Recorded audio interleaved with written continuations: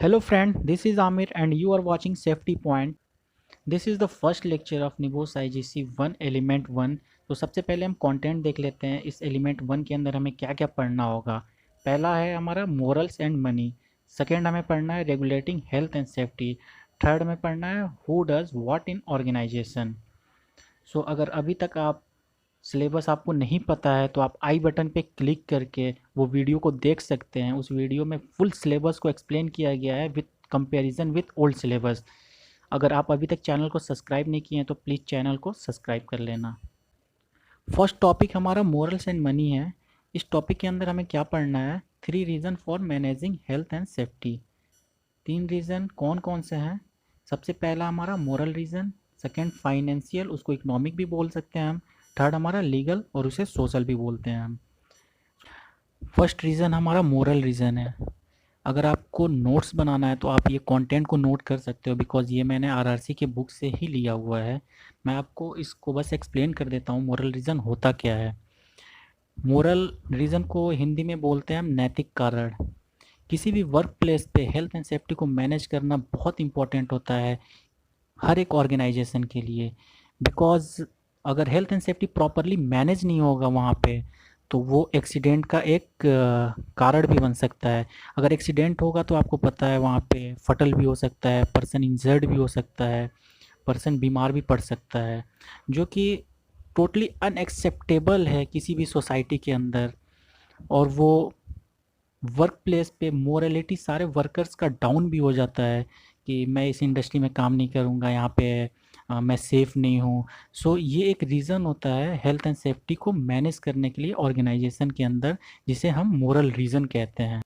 Second हमारा financial और economic reason भी इसको बोलते हैं। अगर हम वर्क प्लेस पे हेल्थ एंड सेफ्टी को प्रॉपरली मैनेज नहीं करेंगे तो उससे एक्सीडेंट के चांसेस बढ़ जाती हैं। अगर एक्सीडेंट होता है वो फाइनेंशियली हमारे ऑर्गेनाइजेशन को इम्पैक्ट करता है। फाइनेंशियल लॉस जो है उसको दो कैटेगरी में क्लासिफाई किया गया है इस पार्ट में। सबसे पहला जो है हमारा वो है डायरेक्ट कॉस्ट और सेकेंड हमारा इनडायरेक्ट कॉस्ट।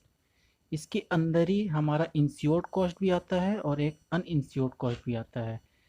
डायरेक्ट कॉस्ट क्या होता है हमारा? जो भी मिजरेबल कॉस्ट होता है उसको हम डायरेक्ट कॉस्ट बोलते हैं, जो डायरेक्टली इम्पैक्ट करता है ऑर्गेनाइजेशन को। लाइक एग्जांपल अगर हम ले लें तो वर्कर सिक पे, first aid treatment, lost of damage product, lost of production, fine, compensation पे टू द विक्टिम, ये सारा जो जो भी पे है ये सारा हमारा डायरेक्ट कॉस्ट में आता है। और इनडायरेक्ट कॉस्ट क्या है? वो मिजरेबल कॉस्ट नहीं होता है बट वो किसी भी इवेंट का जो कंसिक्वेंस है, जो रिजल्ट होता है, वो कैसे ऑर्गेनाइजेशन को इम्पैक्ट कर रहा है, उसे हम इनडायरेक्ट कॉस्ट कहते हैं। लाइक अगर एक्सीडेंट हो जाता है कंपनी के अंदर तो उसकी इमेज ख़राब होती है उस इंडस्ट्री की, कि ये इंडस्ट्री में इतने एक्सीडेंट होते हैं, ये इंडस्ट्री का बिजनेस रेपुटेशन सही नहीं है। तो धीरे धीरे जो बिजनेस पार्टनर होते हैं उस इंडस्ट्री के साथ जुड़े हुए, वो भी अपना बिजनेस कम करने लगते हैं उस इंडस्ट्री के साथ। तो ये सारा जो भी कॉस्ट होता है उसको हम इनडायरेक्ट कॉस्ट कहते हैं। और भी इनडायरेक्ट कॉस्ट में आता है, जैसे आप अगर किसी का एक्सीडेंट हो गया उसके जगह पे नए बंदे को हायर करोगे, आप उसको ट्रेनिंग दोगे, ये सारा जो भी कॉस्ट आता है वो इनडायरेक्ट कॉस्ट में आता है। वो इनडायरेक्टली कंपनी को, ऑर्गेनाइजेशन को फाइनेंशियली इम्पैक्ट करता है। अब हम देख लेते हैं इंश्योर्ड कॉस्ट क्या होता है। इंश्योर्ड कॉस्ट आप ऐसे समझ सकते हैं, जो भी कॉस्ट इंश्योरेंस के थ्रू हम रिकवर कर सकते हैं उसको हम कहते हैं इंश्योर्ड कॉस्ट। और जो कॉस्ट को हम अगर नहीं रिकवर कर पाते हैं उस कॉस्ट को कहते हैं अनइंश्योर्ड कॉस्ट। जैसे कौन कौन सी चीज़ों का इंश्योरेंस होता है, आप एग्जांपल ऐसे ले लो।